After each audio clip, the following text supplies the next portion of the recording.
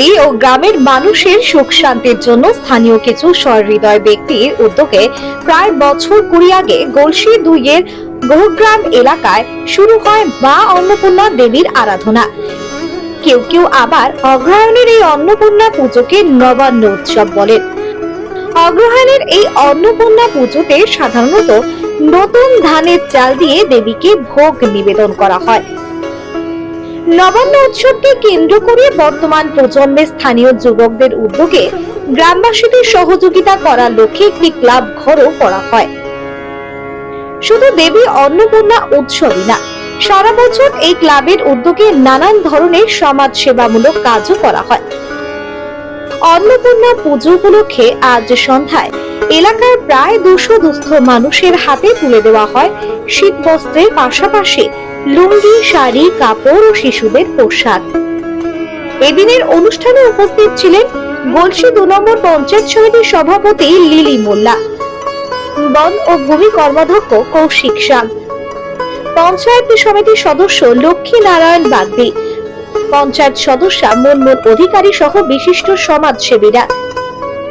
অন্নপূর্ণা পুজো উপলক্ষে গ্রামের প্রায় 1000 কুড়ি মানুষদের মধ্যে ভোগ বিতরণ করা হয় বলে জানান ক্লাব সদস্যরা। বর্ধমান থেকে সঞ্জিত কুরের রিপোর্ট, বিপি নিউজ, পূর্ব বর্ধমান।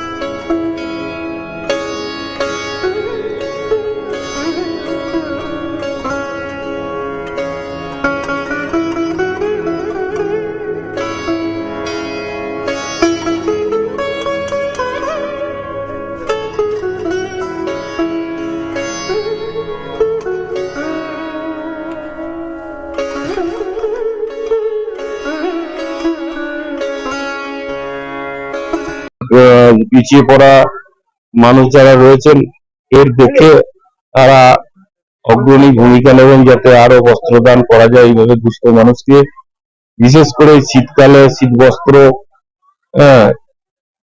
বস্ত্র এইগুলো দিলে সাধারণ মানুষ খেটে খাওয়া দিনমজুর মানুষদের পক্ষে ভীষণ ভালো হয়। কতদিন আগে দেওয়া হলো?